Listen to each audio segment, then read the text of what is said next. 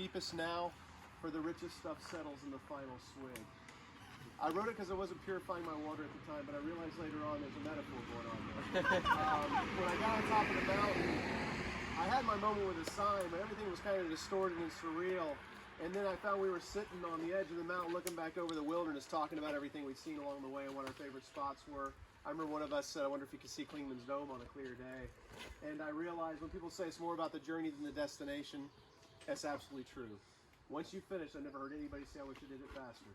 So you swim in a lake, check out a view, enjoy the ride. This is one of my favorite parts of the entire trail, honestly. I mean, okay, I'm just leaving Shaw's, going through the 100-mile wilderness. This is a stretch of the trail that you have to go 100 miles with no resupply, no cell service, all that kind of stuff. So it's really the most wild part of the Appalachian Trail. It basically says there's no place to obtain supplies or get help until Abel Bridge, 100 miles north. Do not attempt this section unless you maintain a minimum of 10 days supplies and are fully equipped. This is the longest wilderness trail section of the entire AT, and its difficulty should not be underestimated. So this guy's doing it. Man, we're doing it. I'm doing it. So let's do it. This is what the trail looks like right now. Little pond right here. I'm like about a mile out of Monson, Maine, which I stayed at Shaw's Hostel. Again, best hostel on the AT, I think. Hippie chick and poet run the place. And they are maybe some of the nicest people I've ever met in my life. They run a really great business, help a lot of hikers. They're taking in, they catch all the hikers. The only hostel this is the last hostel before the 100-mile wilderness. So, I mean, the only one. So everybody goes there. And so southbounders have gone up Katahdin fresh, gone through 100-mile wilderness with way too much equipment, and then land at Shaw's. So they deal with some, I mean, these are brand new hikers that have gone 10 days with no, anything, brand new. So that's got to be really difficult. And they land at Shaw's. So the poet and hippie chick wind up putting out a lot of fires, wiping a lot of tears, doing a lot of pack reviews, getting people to lighten their loads, sometimes by 10 pounds. So have a great resupply. $9 breakfast, all you can eat. Really super clean. Everybody that works is friendly. It's the only place to go. Okay, enough about Shaw's. Shaw's. I plan to be through this in about 7 days. We'll see what happens. The first thing I noticed about this is since I set foot on the trail and away from that first road where we got shuttled, dropped off, I haven't heard a car engine, not a sound of civilization already. It's a mile in, so it's going to be kind of refreshing and still nice to be out of the news cycle.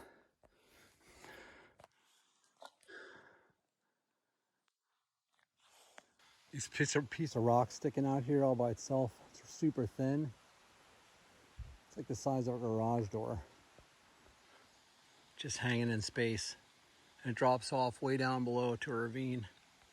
This is the other side of the bog. I've got a great idea for a drinking game.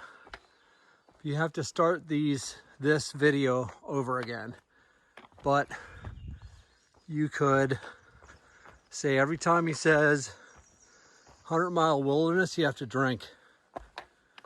And should be interesting.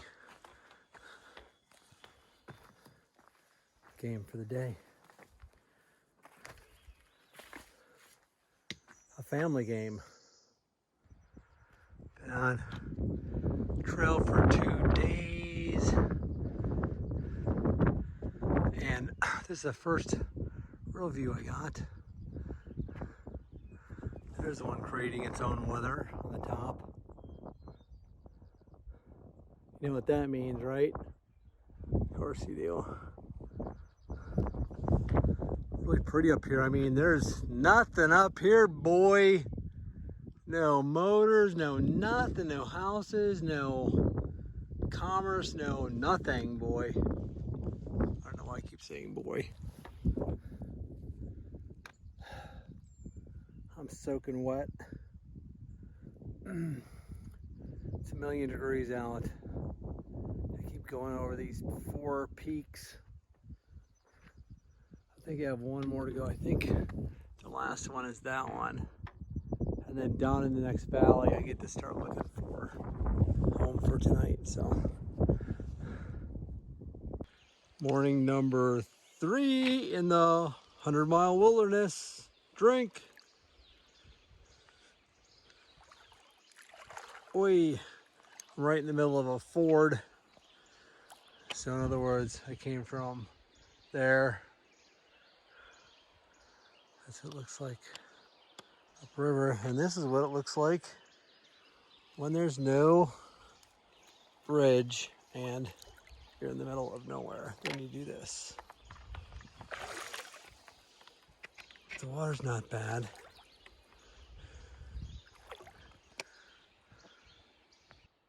That was a river I just forded. Wasn't too bad. Now I'm getting ready to go into the Hermitage, which is a protected forest, national landmark here in the U.S.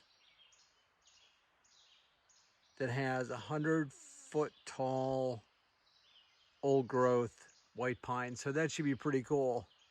The trail, the AT is going to circle the Hermitage for 2 miles. I've got a summit of White Cap Mountain coming up. I think it's almost a 4,000 footer, but 84 miles. Thank God. This is the beginning of the the Hermitage, and it's quite humbling to have 100-foot tall white pine trees right next to you. These things you gotta maybe be here to appreciate it. Those are 10 stories tall. This is what your great-grandfathers' houses were built out of. These great big giant straight beautiful white pine timbers. Of course I gotta think like a builder, but that thing's every bit of 10 stories. It's crazy.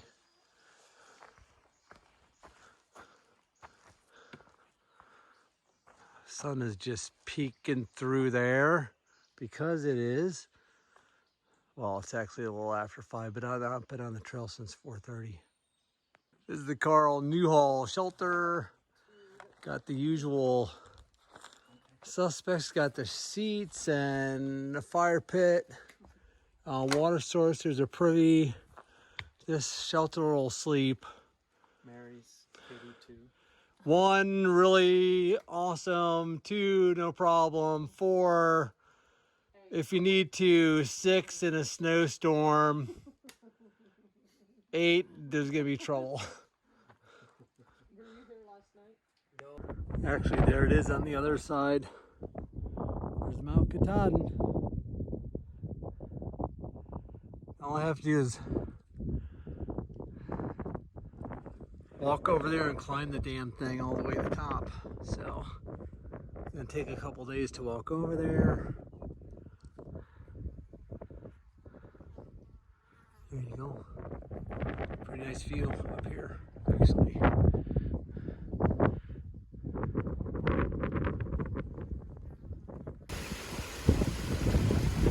Start of my day, a little windy.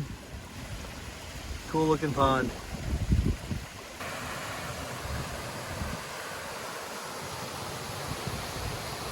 Cooper Falls. A nice big pool to go swimming in. This is in the right smack dab in the middle of the 100-mile wilderness. Drink. And then this is the shelter that's on, this is Cooper Falls Shelter. Pretty cool because, you know, let's face it, right there, boom. This one's got a couple buckets. There's my trekking poles, here's my backpack. There's some killer stealth spots right, no, flat, I mean tent spots right there. I mean really flat. Ah, look at this place. Amazing. I'm gonna go to Antler, forgot what the place is called. It's supposed to be the most beautiful shelter, no, camp spot on the Appalachian Trail. I think I've got to go another 6 miles to get there, so just taking a pit stop. Got about 46 miles to Katahdin, and then I think that summit is like 10 miles or something. So I'm starting to get tired. I'm camping at a place called the Antlers tent site on the Appalachian Trail. It's supposed to be the most beautiful tent site on the whole trail, according to the ATC and the people who run Shaw's. I think it's really pretty. I think I've seen prettier, actually. I mean, they're all really special in their own way. So, I mean, this is what my get up looks like, sort of laying here. And then I left the screen doors open. So that's pretty much my view out my screen. So yeah, my tent looks like that. And then, so this is kind of overlooking the pond, and the sun is setting, and hopefully there'll be a couple loons tonight, and we might be able to see some really nice stars because there's no light here in the middle of flippin' God knows where. This is the pond I woke up on. It's really beautiful. I hiked to the other side of it. Somewhere in there's the Antlers Campground. Not sure if you can tell, but there have been deer flies and mosquitoes buzzing my head for the last 70 miles. They lock onto you and they won't stop until they either bite you or you kill them. But wow, what a pretty background that is for a morning, eh?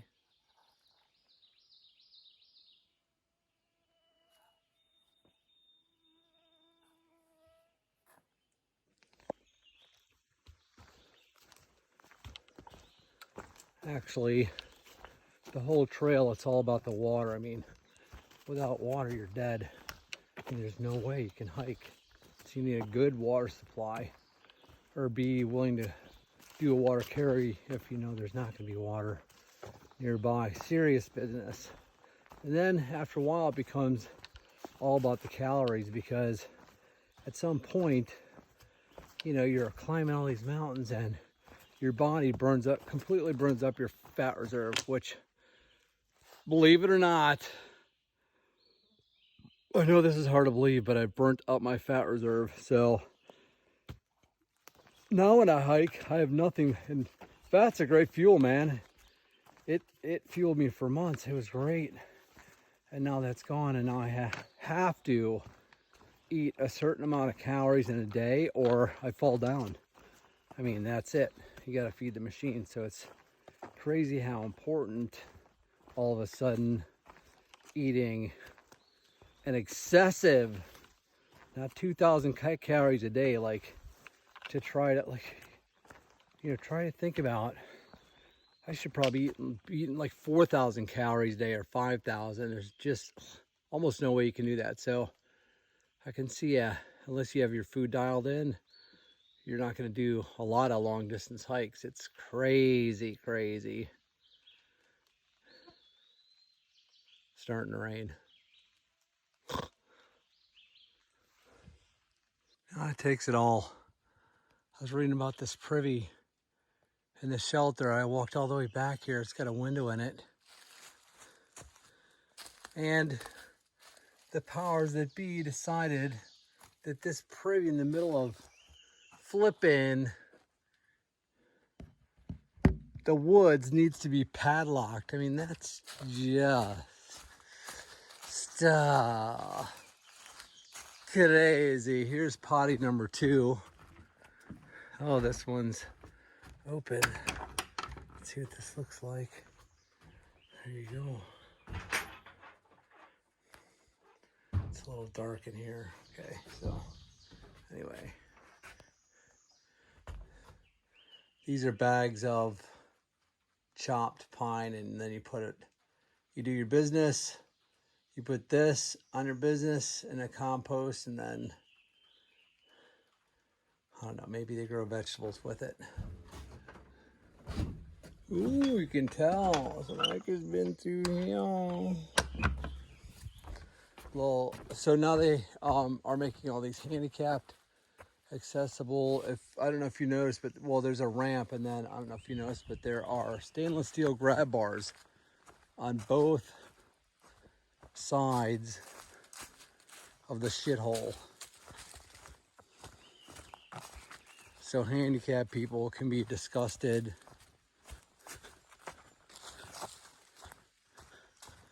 So the smell in that privy is a full opportunity employer. So this is the shelter. I started at 4:30 this morning from Antlers. I got here at 10 to 7. I don't know if you can hear it, but it's just starting to rain. I'll stop for a second.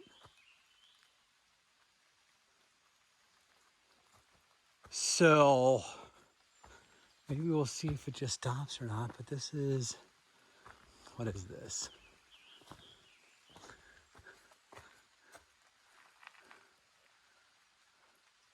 You pronounce it. Padewada Jill Spring lean-to. Anyway, nice fire pit. There's tons of camping spots around here. It is raining, and what luck.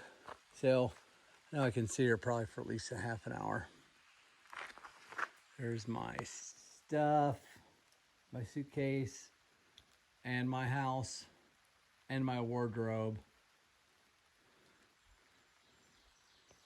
There's my car. I have 2 cars now. That's it. Time to chill for a second. This spring is supposed to be the best water on the Appalachian Trail, according to the ATC and Poet, the guy who owns Shaw's. Some people call this the Fountain of Youth even. So it's just a spring. This reminds me of some trout ponds I used to fish in Wisconsin, but it's a little bit bluish. But so here's just a spring, and it's flowing. So the Fountain of Youth, best water on the trail. Definitely going to drink deeply. That was in fact the cleanest, freshest, coldest water that I've ever had out of the woods, that's for sure.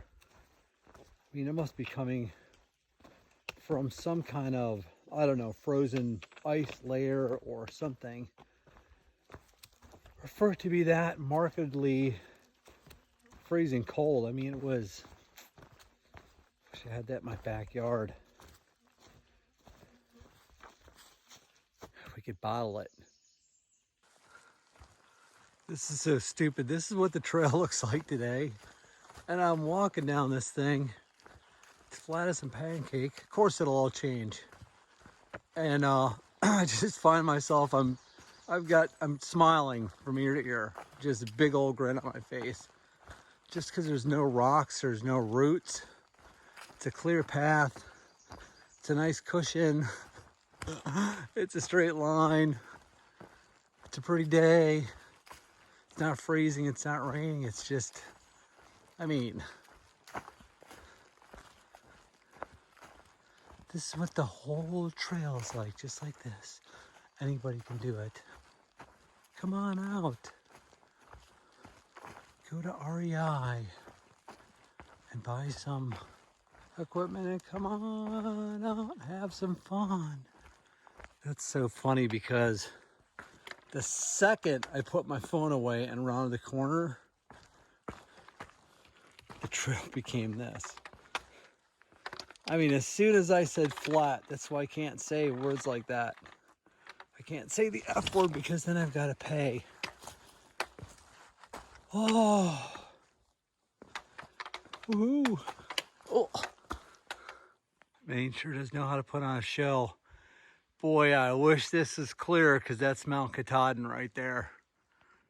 First good glimpse, you can see it. Here's one side, it goes up in the clouds. And you can barely see it coming out of this side. But that's the beast, man. Got its own weather today. Glad I'm not up there. Hope it's good tomorrow. But that's where I'm going. Super pretty. Mom's not completely happy that I'm here.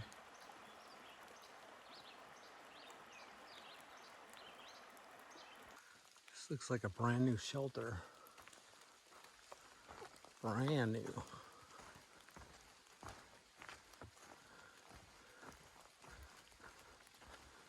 Come here. Oh, my lens is a little foggy.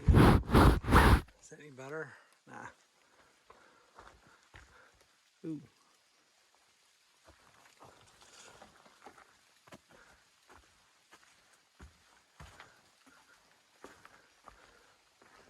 Wow, it even smells new, like a new car. That's what a brand new shelter looks like. A couple years old. That'll sleep. Shoot. 2, 4, 6, 7. Easy. Especially in a storm. There's a pretty up there. Oh, looks nice. I'm gonna take a break here. Big fire pit and some seats. We're eating some oatmeal together. Me and my buddy. Apple cinnamon. Yummy. Somebody has been busy. Holy hole. Look at how big these things are. Stick my hand in there.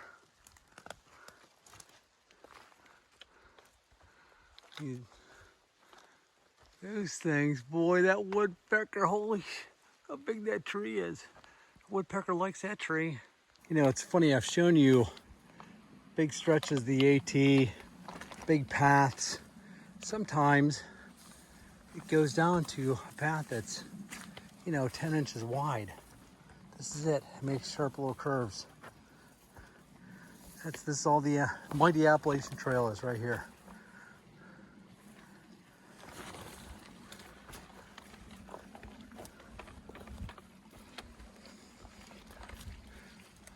That's it. This little teeny tiny narrow, and sometimes you get a car down it. The mighty Appalachian Trail. That's it, man. Well, that's pretty interesting. These things are gigantic. Kind of cool the way they're stacked. There's a little opening in between them. Some other rocks. That's how big the whole thing is. You can see it.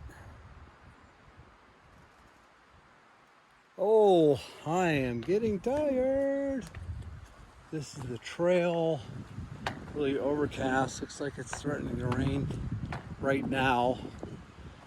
This is the last full day of hiking without a plan toward Katahdin. And then I want to be within 10 mile of the birches where I can camp, and I want to really try to take more or less a zero in the woods and just lay all day and sort of prepare for the summit. Ideally, we'll see what happens. You know, I could just go up, go grab some instant coffee out of the little Baxter State Park convenience store and go up with that. So I'll show you something's cool. This is around a little after sunrise. There's a view of Mount Katahdin. There's so excited because there's no clouds up there. Oh my God, you can actually see the top, and that means I've got hopes for a clear summit in 2 days. Oh my God, that'd be so cool. I'd be so happy. It's the first time I've seen the top of it. It's flat. And those clouds are just kind of rolling past it. Makes its own weather. That's why it makes me nervous. I mean, you never know what you're gonna get, but man, if I was summiting today, that would be the day, huh? Darn it. Whatever. I'm just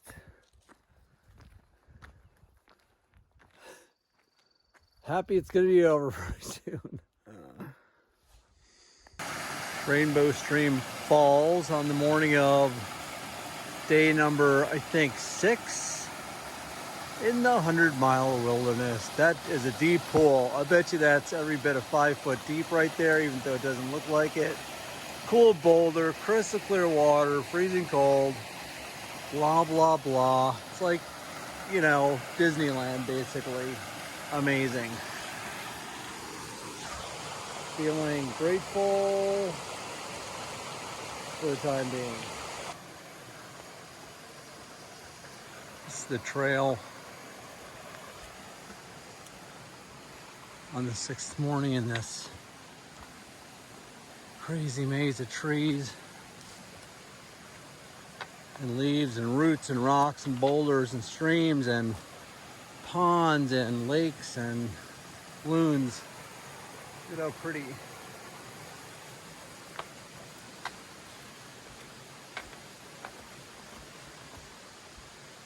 This would be a great hike for anybody wanting to experience what long distance backpacking is all about. You do 10 days. It's a great stretch. You can get on and get off. There's some flats, there's some climbs, there's a little bit of everything. It's beautiful. There's some iconic shelters and campsites.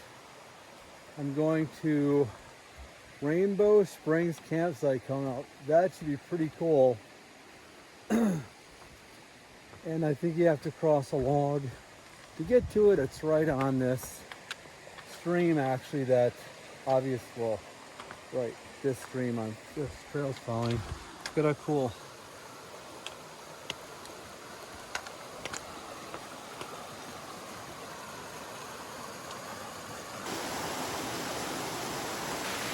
Sometimes you notice the little thing, but there is water right here that's flowing backward and uphill. It's a big downhill going this way from left to right. So there's a little bit of water right here.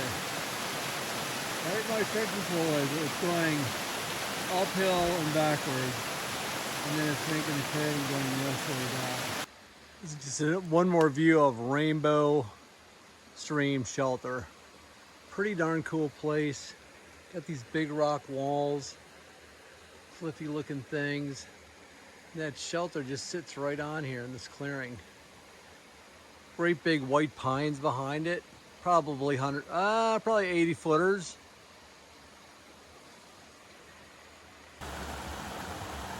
Well, there's Katahdin. Now I'm freaking out. 2 days away from it. Look at that thing.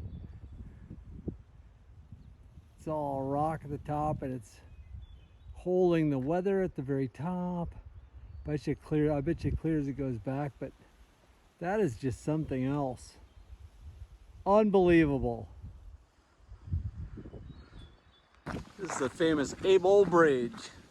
You know, I don't know, it's slightly underwhelming. Looks like a giant tire tread right here. So this is what the river looks like. Holy shit. Excuse my language, but right there's Katahdin, shrouded in a low-lying moving cloud. That's insane and super energetic. Wow. Holy cow. This is the Abel Bridge store. In the morning, that dog right there will bite you if you try to pet it. So it looks like no frills. They've got the worst breakfast in the entire universe, but they do have resupply for hikers and water and no phone, no Wi-Fi. But this is it. I mean, when you get out of the 100-mile wilderness, it's this right here, and that's your only choice. So you can still get a couple days worth of food in there, no problem. I have and then there's a campsite right here behind those trees on the river that I will stay at tonight. My plan is to take another zero because of weather, believe it or not.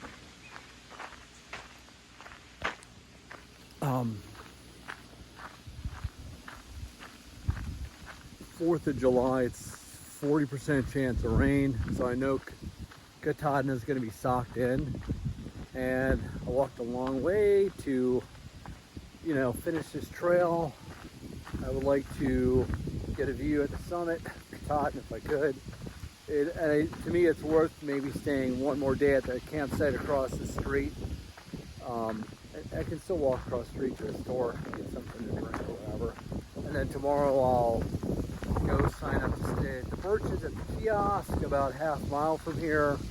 Walk 9 miles to the base of Katahdin, stay at the Birches campsite for free for AT northbound thru hikers.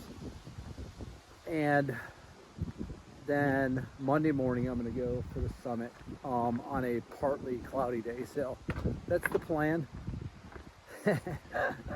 Let's see if it happens. So this is Abel Bridge, actually. This piece of rubber, I didn't know what this was. I thought, this is so strange. So here's the roadbed, and it's like a steel bridge or whatever. And then this wooden bridge, this big rubber track is for snowmobiles. So this is the main snowmobile artery in the winter. The people who live up here, they can't use their cars or four-wheel drives most of the winter because it's so socked in here. So the main mode of transportation is snowmobile. This is this is a heavy-duty rubber track right here. Pretty cool. I've never seen one of these before. So, and here's the reason why I'm going to take one more zero here at the campsite is because, I mean, for instance, like that's the view of Katahdin. I mean, it just holds on to those clouds when they're calling for any kind of weather. You can't even see the mountain, but it's behind there, believe it or not, this giant flippin' hulking mountain. So that's it.